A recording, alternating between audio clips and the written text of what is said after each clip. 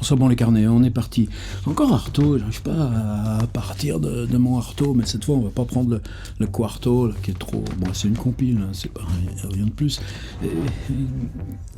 Moi j'ai toujours un petit truc, par exemple, rien à voir. Howard Phillips Lovecraft. Lovecraft est né en 1890, 4 ans de plus, c'est pas si loin. Et il est mort à 46 ans. Ben, Artaud, il a réussi 10 ans de plus. Le parallèle s'arrête là. Sinon, l'engagement en littérature, total.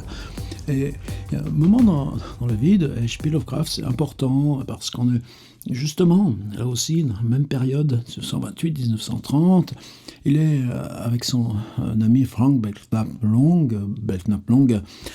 une voiture et une famille.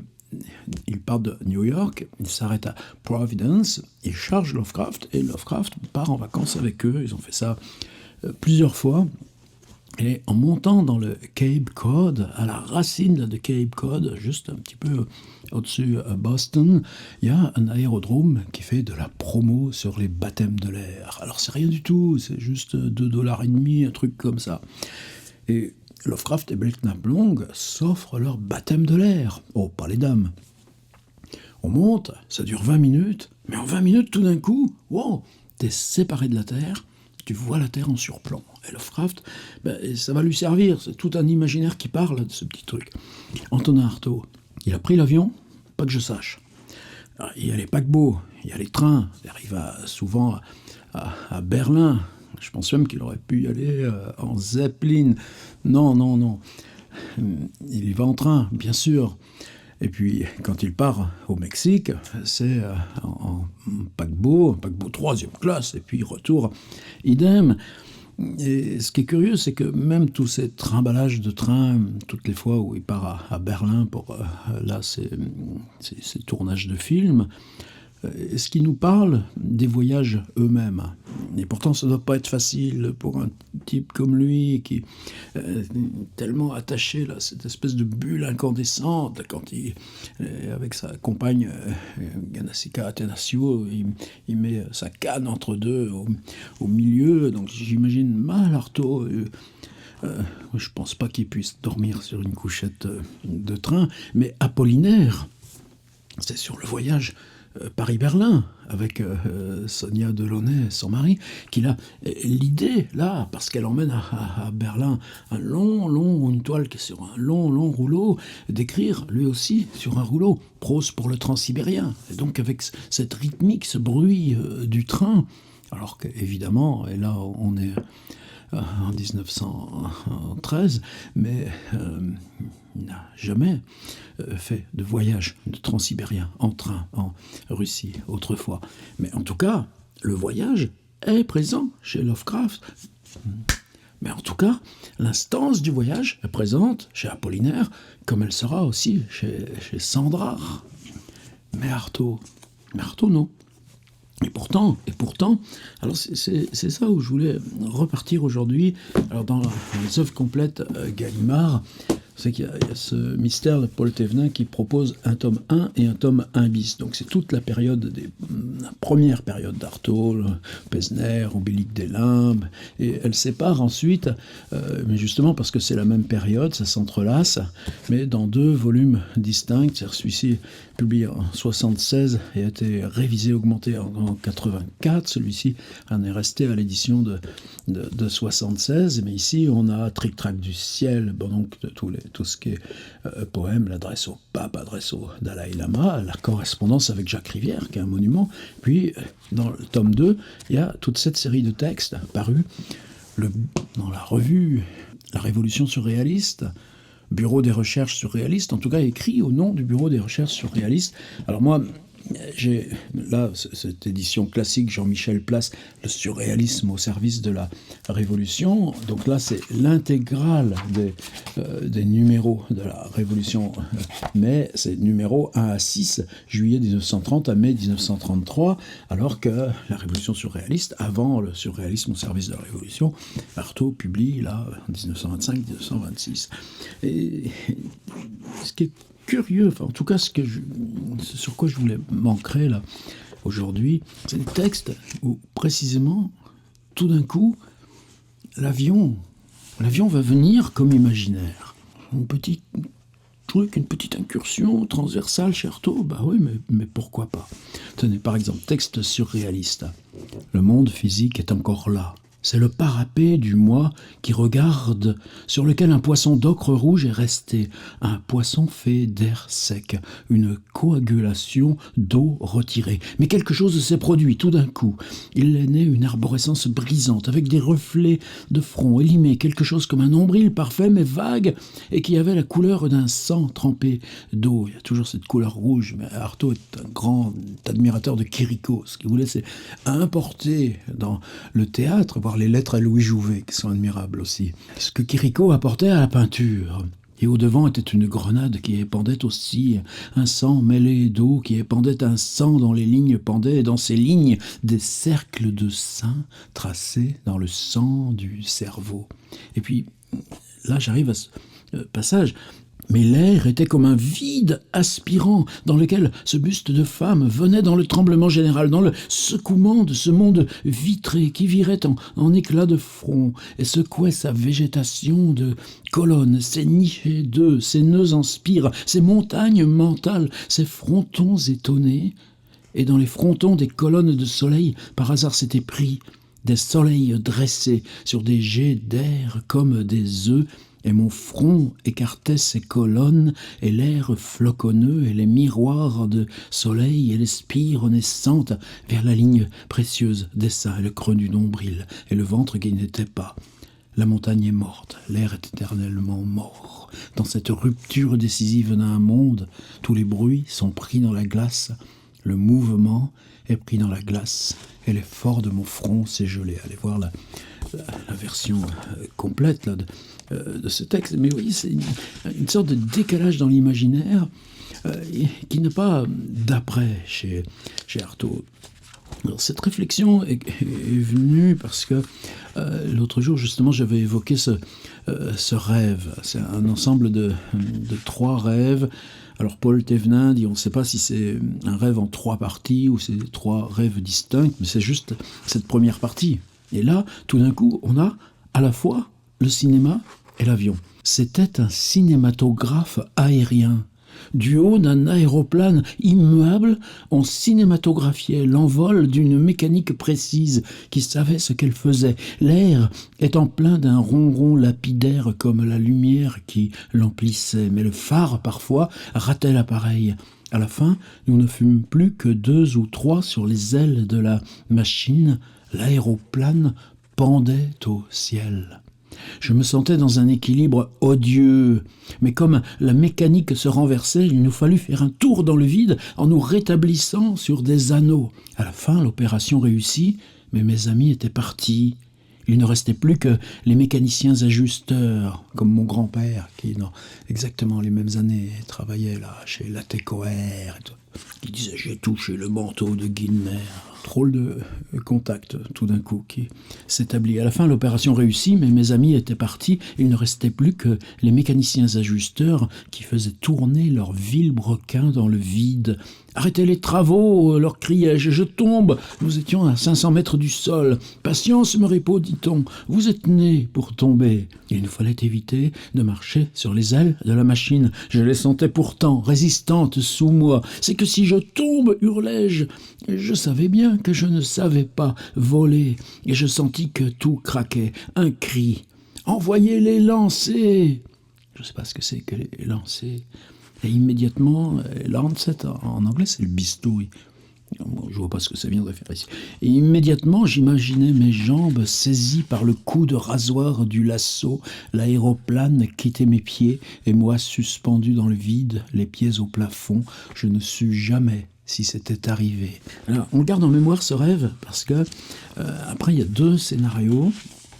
Et dans ces 2 scénarios, c'est comme si le rêve allait se projeter. C'est pas un hasard, parce que vous savez, il y a ce texte dédié à Roger Vitrac qui s'appelle « Manifeste en langage clair ». Artaud, t'es pas un peu brouillé là du cerveau ? Non, je vais te dire la même chose, en langage clair. manifeste en langage clair. Je ne renonce à rien de ce qui est l'esprit, je veux seulement transporter mon esprit ailleurs, avec ses lois, ses organes. Je ne me livre pas à l'automatisme sexuel de l'esprit, mais au contraire, dans cet automatisme, je cherche à isoler les découvertes que la raison claire ne me donne pas. Si t'as pas compris avec ça, eh ben relis. Je me livre à la fièvre des rêves, je me livre à la fièvre des rêves, mais c'est pour en retirer de nouvelles lois.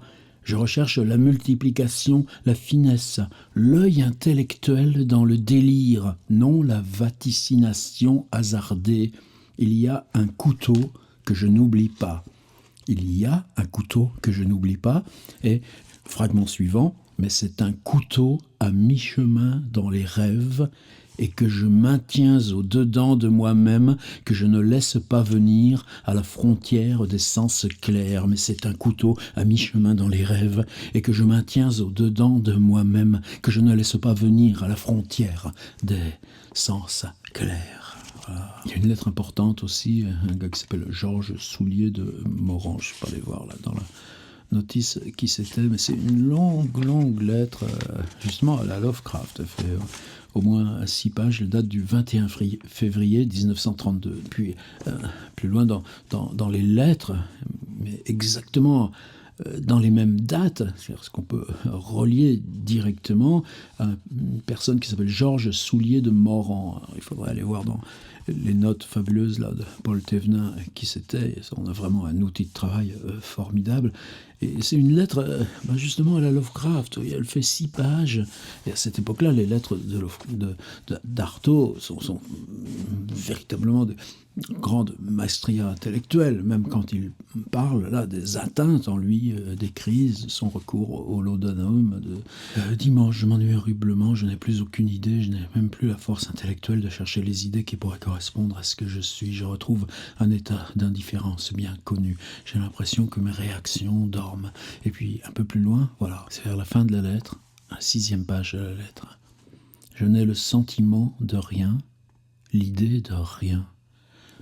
J'attends des sentiments, des idées, des images, l'angoisse physique et l'étreinte constante qui m'empêchent de réagir à rien me donnent en même temps l'impression que je me suis perdu et je sais que je manquerai de l'humanité et de la présence personnelle et coutumière la plus courante, la plus facile. Et cette indisponibilité s'étend sur tous les points, correspond aux impressions et empêche de répondre aux nécessités les plus minimes. Je ne peux parler de rien, m'occuper de rien, m'intéresser à rien, répondre à personne. Les réflexes n'agiront plus. Voilà, là on a le portrait d'Artaud et on va revenir en arrière.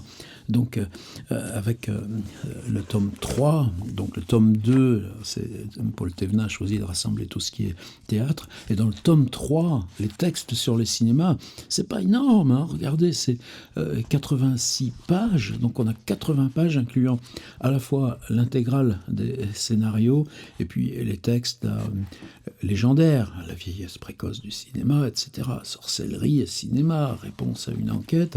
Et puis les lettres aussi participent de la même fouille, là où évidemment le travail d'Artaud est toujours présent. Alors dans les scénarios rassemblés, il y a ceux, alors peut-être c'est bizarre parce que ils semblent d'autant plus précieux que l'accès en est difficile. Par exemple, son adaptation, quelqu'un m'en parlait dans un commentaire dans la précédente vidéo. Le Maître de Balantrae de Stevenson, adaptation Antonin Artaud. Alors c'est une adaptation, c'est pas un synopsis, c'est juste, mais c'est quand même, là encore, quasiment 10 pages. Ils avancent, tout d'un coup ils entendent des lamentations, un bruit de bêche creusant la terre, cassant la neige glacée. L'Indien est là, s'acharnant sur une sorte de tombe. Les voyant venir, il bondit vers eux, tombe à genoux à leurs pieds. Sauvez mon maître, il n'est pas mort. Je l'ai endormi, enterré pour le retrouver plus tard et le ressusciter. C'était le seul moyen de lui sauver la vie menacée comme nous l'étions par cette... On s'empressa sur la tombe, le cadavre du maître est là, il émerge, son frère Henri debout, ne pouvant presque plus respirer, le regard de tous les yeux. L'Indien couché sur lui essaye de lui rendre le souffle. Des heures passent, on voit le soleil avancer, rouler, semble-t-il, sensiblement et ostensiblement dans le ciel. La neige, le désert sue, la tombe, le froid absolu, définitif. Tout d'un coup, le maître rouvre enfin les yeux, à cette vue et croyant voir revivre l'homme dont ils avaient espéré se débarrasser définitivement, Henri tombe mort de désespoir. Et à son tour, le maître referme les yeux pour jamais, côte à côte. On voit leurs deux noms dans la même épitaphe, sur la même pierre tombale. C'est pas rien, hein, le cinéma d'Artaud. Et oui, mais justement, comme on est là, en plein encore dans le muet, eh ben, comment mettre encore plus en exergue, comment exacerber le discours des images tenant par elles-mêmes. Et dans ces scénarii, ce qui est, alors il y a 18 secondes, et très vite, alors cette double page qui s'appelle « Deux nations sur les confins de la Mongolie ». Et là encore, vertige de vitesse, son, comment l'avion nage sur le temps, brume de l'occultisme pour l'aviation. C'est-à-dire que dans ce projet qui est là juste, 4 pages quand même, ébauché par Artaud, c'est rien. Paul Thévenin raconte à chaque fois précisément où se trouve le manuscrit, comment ça lui est parvenu, mais l'avion devient langage filmique, vertige de vitesse, son, comment l'avion nage sur le temps. Brume de l'occultisme pour l'aviation. Et ensuite, ça continue. Le surréalisme montait dans les cocktails, une tour Eiffel d'alcool, les alcools dont la densité est disposée dans le sens de la hauteur, une musique mentale de force et d'intensité. Et puis revient à l'avion, l'hélice qui vibre imite le poudroiement de la poésie, les veines de l'air claquent et se contractent. Idée donc du poème personnage. Jusqu'ici, tous les poèmes étaient des mots. La peinture visait à créer une émotion non durable, verbale presque. Les personnages qu'un acteur créait ne restaient pas dans l'air. Il faut des poèmes qui croissent et se multiplient, contrebalancent les forces de la Chine. Et bon, il revient à son ébauche. Et un peu plus loin, alors celui-ci, c'est quoi? C'est les 32, je crois. Non, la coquille éclergimane, le plus connu. Il y a celui qui s'appelle Vol, au pluriel. Et là, vous voyez, c'est encore 5 grandes pages avec tout entier sur l'avion. Alors, Paul Thévenin prend des réserves parce que à l'époque, Artaud était très près d'un couple, le docteur Allendy et sa femme Yvonne. Il les voyait souvent et dans ces 5 pages, visiblement, les deux, Yvonne et son docteur de mari, ont émis des idées, pioché, et ça a été fait ensemble, mais c'est quand même Artaud qui rectifie, Artaud qui raye, Artaud qui rajoute, et c'est quelque chose déposé là, au nom d'Antonin Artaud. Non, il a un pseudonyme dans ces années-là. Soudéba, S-O-U-D-E-B-A. Les scénarios signés Soudéba sont déposés à l'Association des auteurs de films. On verra ensuite L'Avion solaire, 17 janvier 1929. Et ici, Vol. Aucune trace de dépôt à l'Association des auteurs de films. Pourtant, une des 2 copies qui nous ont été communiquées par Colette Allendy, la sœur de Yvonne décédée, a reçu le tampon de l'Agence mondiale. C'est-à-dire qu'on fait tamponner le synopsis pour avoir une preuve là, du copyright à la date du 17 novembre 1928. Vous voyez, on a même toute petite poignée de semaines, porte à la dernière page cette mention de la main d'Yvonne Allendy, remis par Madame Allendy à l'Agence mondiale de publicité le 17 novembre 1928, déposé à la Société des auteurs de films le 19 novembre 1928. Au fil de la seconde copie, le nom de l'auteur du scénario Soudéba, suivi de la mention, toujours de la main d'Yvonne Allendy, scénario déposé, etc. etc. Ça, c'est justement un travail magnifique là d'établissement du texte, Vol au pluriel. Et juste une remarque d'Antonin Artaud, oui, société de publicité. C'est-à-dire ce qu'il cherchait, c'est à faire un truc là alimentaire, gagner de l'argent avec un film qui soit à la gloire des avions. Alors Vol au pluriel, c'est une histoire d'avocat qui commence, et puis vision avec un homme fourbe courant, de même que les passants sur un terrain désert, puis à flanc de coteau, puis dans un vallon. Impression de le survoler ou de le voir descendre dans ce vallon d'un point élevé. C'est-à-dire que la première truc d'avion, c'est pas que t'es l'avion, c'est que tu suis là, le méchant et que tu le vois qui court, mais tu le vois d'en haut. Et puis ensuite, avions postaux, des rues encore, des passants qui défilent rapidement et qui deviennent des arbres et des poteaux télégraphiques. Oh, vue d'un train en vitesse, de nouveau. Vous voyez, pourtant, il n'a jamais écrit sur ses voyages en train. Vue d'un train en vitesse, de nouveau la réalité. Le taxi s'arrête, l'avocat bondit, entre dans un immeuble, monsieur. Vision de ce chiffre en gros sur un tableau indicateur. L'horloge devient un disque, puis encore un grand train qui s'en va. On reconnaît l'Orient Express, la gare de l'Est, la foule qui moutonne, la vision marine qui avait fait suite au souvenir des yeux de la jeune fille, mais en sombre, la nuit tombante. Et l'avion, la même vision vue d'avion cette fois. C'est-à-dire que tu reprends la narration, mais hop, cette fois, depuis l'avion. On voit les ailes de l'avion, puis la fiche avions postaux.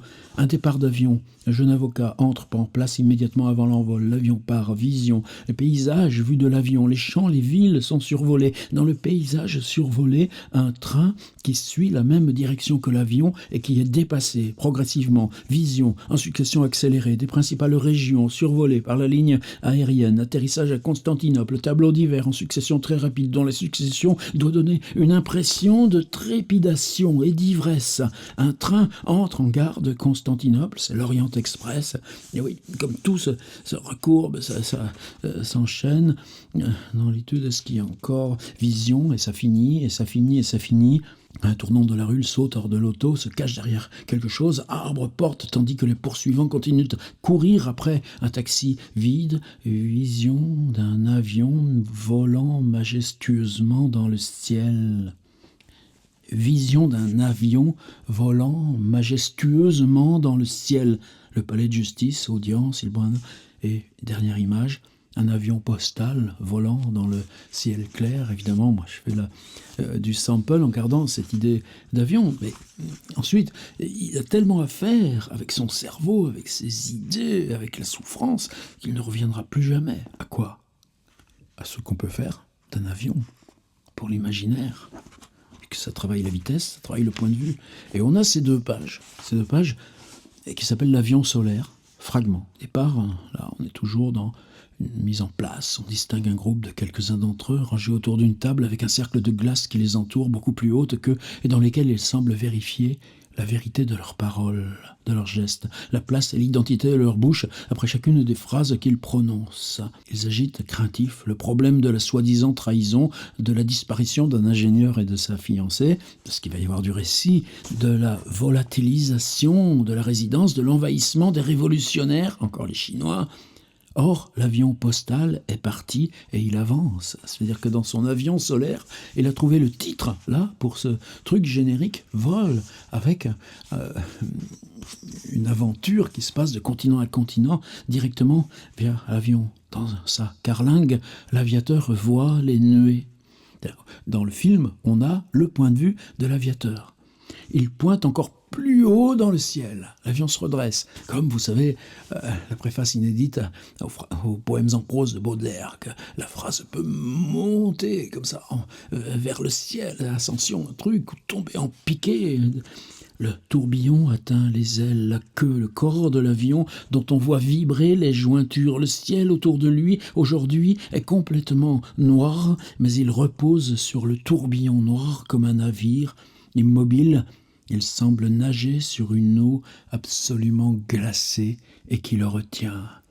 À l'intérieur de la carlingue, les dépêches, les lettres les plus cachetées deviennent comme des tables de marbre empreintes d'une écriture immuable. Et soudain, l'avion se dégage dans l'air tout bleu, il file, mais cette fois le ciel entier s'est changé en fournaise. De tous les points de l'horizon, des étincelles incandescentes arrivent, chaque molécule, chaque atome d'air semble darder une flèche de feu. À son tour, l'avion transparent, passe dans le feu et les flammes, passant au travers sans l'atteindre. Et puis c'est un vent qui semble dissocier les montagnes, mais l'avion métallique coupe le vent épais comme avec le tranchant d'un rasoir, et le pilote immobile dans sa carlingue passe inconscient à travers ce déchaînement de charmes illusoires. Son visage est souverainement beau, et par moments il semble qu'on y voit transparaître les traits de l'ingénieur prisonnier. Or, l'avion, qui a pris merveilleusement le dessus, fonce,